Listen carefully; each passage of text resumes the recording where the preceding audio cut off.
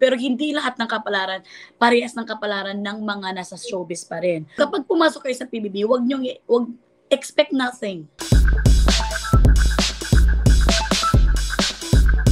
Ever na magkaroon nga ng bagong season, anong magbibigay mong pinaka mabisang tip para makapasok sila as a housemate? Para pag makapasok kayo as a housemate, nung una talaga yung paglabas ko ng PBB, nung pumasok ako sa PBB, hindi ko naman iniisip na magkakapera ka, ganun agad. May sweldo ka lang nung nasa loob ka, pero yun na yung iniisip ko. Klaro kasi sa akin yun. At hindi ko iniisip na magiging artista ko, kasi sino naman mag-artista sa pagmumukhang to, sino kukuha, di ba, ng producer.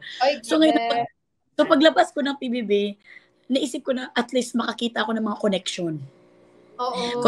Ng mga kagaya ni Paul Jake, yung friend namin. Alam mo yun, may mayaman sila. So, kahit magtrabaho ako doon, alam mo yun, ganun.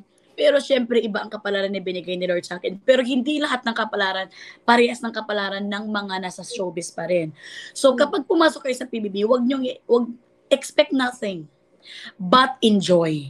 So, kailangan mag-enjoy kayo sa loob ng bahay ni Kuya kasi yun na yung pinakamalaking yung enjoyment at saka yung lesson na matutunan nyo kay Big Brother. Yun na yung pinakamalaking award or reward na makukuha nyo sa journey nyo sa PBB.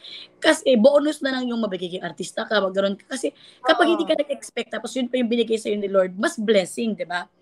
So, i-enjoy mo and wag kang mag-expect. Kasi kapag nag-enjoy ka, talagang all of your life at tumanda ka na yung memories mo doon sa pag-enjoy mo doon.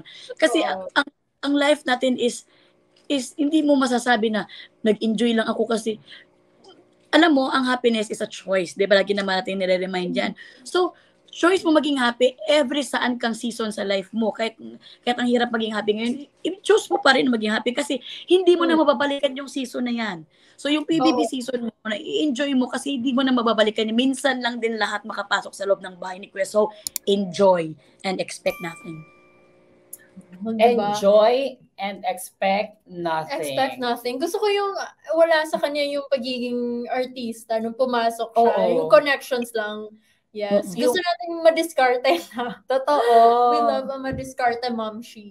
Diba? Actually, yung tip na yun, ma'am, para kay Kim, sinabi niya lang for everyone, pero sa kanya, siya talaga nakikinig doon.